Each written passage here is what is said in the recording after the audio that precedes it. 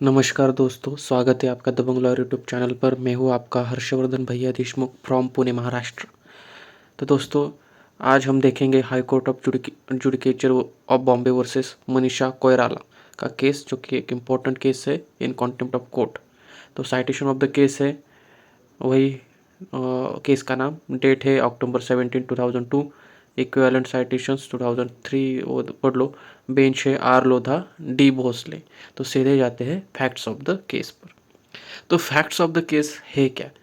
The high court initiated suo motu criminal contempt proceedings against Manisha Koirala, an actress, and Shashilal Nair, a film director, for violating an ad interim order that restrained them from exhibiting the film एक छोटी सी love story with objectionable scenes portraying Koirala. तो यहाँ पर एक देखो कि high court ने एक सुमोटो प्रोसीडिंग शुरू की है, मतलब खुद से ही उन्होंने क्रिमिनल कॉन्टेम्प्ट प्रोसीडिंग की शुरुआत की है। किन दो लोगों पर? तो एक है मनीषा कोइराला, जो कि एक एक्ट्रेस है, और शशिलाल नायर, जो कि एक फिल्म डायरेक्टर है। और इन दोनों ने मिलकर एक फिल्म बनाई थी जो जिसका नाम था एक छोटी सी लव स्टोरी।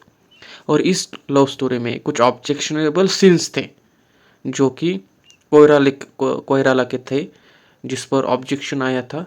तो हाई कोर्ट ने एक ऑर्डर पास की थी कि आप इस पिक्चर को प्रदर्शित ना करें। तो कोयराला ने क्या किया फिर? कोयराला मतलब जो एक्ट्रेस है इस केस में, had filed civil suit against Nair, उसने क्या किया था? नायर के खिलाफ वो सिविल सूट फाइल की थी। And others for Nair and others for permanent injunction and damages. किसके लिए? फॉर परमानेंट इंजंक्शन और डैमेजेस के लिए। Alleging that the film contended 4 scenes that were not shoot with her consent. तो उसने कहा कि भाई कुछ ऐसे सीन्स है जिसके लिए मेरे से डायरेक्टर ने कंसेंट नहीं ली थी। तो ये क्या पॉसिबल है क्या? है नहीं, ये मेरा खुद का ओपिनियन है। क्या पॉसिबल है क्या कि विदाउट कंसेंट कोई सीन शूट करे? तो फिर and that harmed her reputation, और वो जो सीन है वो क्या कर रहे हैं? उसके रेपुटेशन को हार्म पहुंचा रहे। तो अगर कोई ठीक है, चलो आगे बढ़ते हैं। The trial court dismissed her suit but the high court granted her an ad interim order on September 5, 2002। तो यहाँ पर आपको ट्रायल कोर्ट ने उसका जो सूट था डिसमिस कर दिया, लेकिन हाई कोर्ट ने उस पर एक granted her an ad interim order, जो कि September 5, 2002 को थी। फिर despite the order Nair release the film on September 6, 2002। High court ने तो ऑर्डर दिए कि ना रिलीज करे उस फिल्म को, फिर भी नायर ने क्या किया? उस फिल्म को 6 सितंबर 2002 को क्या किया? उस फिल्म को प्रदर्शित किया in various cinema halls in Mumbai. Koirala did not approach the court for enforcement of order.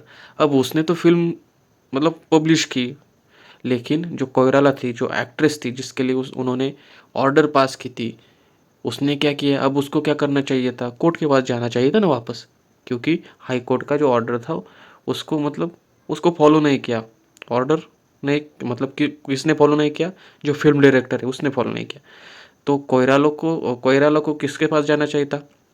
High court के पास जाना चाहिए था कॉन्टेम्प्ट ऑफ कोर्ट के लिए। पर वो कहा गई, but instead sought the intervention of Bal Thackeray. और बाल ठाकरे तो आपको पता है, बाल इन हिंदी, बाला साहेब ठाकरे इन मराठी। ठीक है, तो वो किसके पास गई? बाला साहेब ठाकरे के पास, जो कि एक पॉलिटिकल लीडर थे शिवसेना के, हिंदू हृदय सम्राट बाला साहेब ठाकरे। वो allegedly threaten the cinema hall owners to stop screening the film. तो फिर उन्होंने क्या किया भाई? उनका ठाकरे स्टाइल था भाई, नाद नहीं करने का इनका इनका नाद नहीं करने का। लेकिन अभी तो नहीं है वो, लेकिन भाई वो पूरा मतलब तूफान था तूफान था वो। तो उन्होंने क्या किया फिर? थ्रेटन तो पता है ना, threaten the cinema hall owners to stop screening the film. तो यहाँ पर आपको जो क्या सिनेमा हॉल के जो ओनर्स थे उनको वो धमकाया गया, उन्होंने धमकाया, ऐसा भी बोल सकते हैं। फिर the high court took cognizance of the reports that appeared in various newspapers about Koirala's act of approaching the extra constitutional authority. यहाँ पर समझो, and issued notice to both the contemnors on September 13, 2000। अब यहाँ पर आपको देखने को क्या मिलेगा? यहाँ पर 2 कॉन्टेम्नर्स हो गए, दोनों ने क्या किया है? कॉन्टेम्प्ट ऑफ कोर्ट किया, क्योंकि उसने क्या किया? जो फिल्म डायरेक्टर था उसने ऑर्डर के बावजूद उसने क्या की, फिल्म रिलीज़ की। और इसने क्या किया, उसको कोर्ट में जाना चाहिए था ना एक्ट्रेस को, लेकिन वो कहाँ पर गई, एक्स्ट्रा, यहाँ पर उन्होंने वर्ड यूज़ किया है एक्स्ट्रा कॉन्स्टिट्यूशनल अथॉरिटी। वो किसके पास गई, बाला साहेब ठाकरे के पास। तो इसने भी क्या किया है, कॉन्टेम्प्ट तो किया ही है ना। The high court held the Koirala and Nair over guilty of criminal contempt.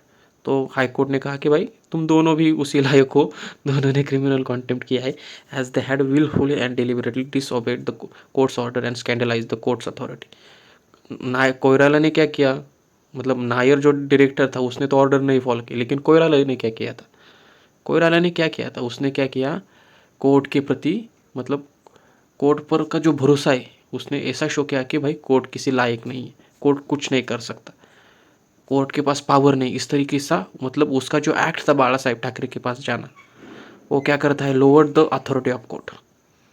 प्रतिष्ठा भाई, प्रतिष्ठा भी है ना कोर्ट की, डिग्निटी है कोर्ट की। तो इस तरीके से इसलिए दोनों को कॉन्टेम्प्ट ऑफ कोर्ट के लिए, मतलब क्रिमिनल कॉन्टेम्प्ट के लिए गिल्टी, मतलब गिल्टी फाउंड हो गए। फिर क्या हुआ, the court observe the Koirala had abuse the judicial process by taking the sub judice matter to the streets and that Nair had shown utter disregard for courts order by releasing the film. तो वही मैंने कहा, the high court sentence both contemnors to undergo simple imprisonment for 1 month and to pay a fine of ₹10,000 each. The court also dismissed Koirala's civil appeal and vacate the ad interim order, जो कि पहले उन्होंने दी थी कि film release ना करे, और film तो वैसे भी रिलीज़ हो गई थी, ऑर्डर को फॉलो नहीं किया, तो इसलिए उन्होंने जो ऑर्डर पहले दी थी उसको क्या किया, मतलब वापस लिया, और हर किसी पर 10,000 का फाइन और सिंपल इम्प्रिजनमेंट फॉर 1 month, मतलब 1 month की जेल और 10,000 का दोनों पर अलग अलग से फाइन लगाया। अब देखते हैं इश्यूज इन्वॉल्व। तो यहाँ पर इशू क्या था कि whether the actions and the conduct of contempt amounted to criminal contempt, whether Miss Manisha Koirala and Shri Shashilal Nair section interfere with the due course of justice or tended to lower the authority of the court. ये क्या थे, issues थे। तो arguments उन्होंने तो की नहीं कि, मतलब आर्गूमेंट्स उन्होंने नहीं पेश किए, उन्हें सीधे तौर पर unqualified apologies to the court, मतलब अपोलॉजी की, माफ़ी उन्होंने कोर्ट की मांगी। तो डिसीजन ऑफ द कोर्ट क्या था, तो उन्होंने क्या किया, उन्होंने तो दोषी पाया उनको, लेकिन उन्होंने क्या किया था, unqualified, unconditional and unreserved apologies उन्होंने टेंडर की थी बाय बोथ कॉन्टेम्नर्स। तो इसलिए उन्होंने क्या किया, जो फाइन और जो इम्प्रिजनमेंट दी थी, जो सेंटेंस उन्होंने पास किया था, उसको खारिज कर दिया गया, उसको वापस लिया, और जो भी सुमोटो को कॉन्टेम्प्ट पिटिशन थी उसको भी क्या किया, डिस्पोज ऑफ कर दिया गया। तो इन शॉर्ट उनको कोई भी सज़ा, कुछ भी सज़ा नहीं हुई। ठीक है, तो आई होप वीडियो आपको पसंद आया हो, केस आपको पसंद आया हो। तो इसकी जो है, मतलब ये जो केस आपको दिख रही है, आपको मेरे टेलीग्राम चैनल पर भी मिल जाएगी, मैंने अपलोड की है, जाके देख लो, टेलीग्राम चैनल की लिंक डिस्क्रिप्शन में है। कोई इशू है तो मुझे मैसेज कर सकते हो, @दबंगलोर इंस्टाग्राम पेज है हमारा, 1.5 लाख से भी ज़्यादा फॉलोअर्स है।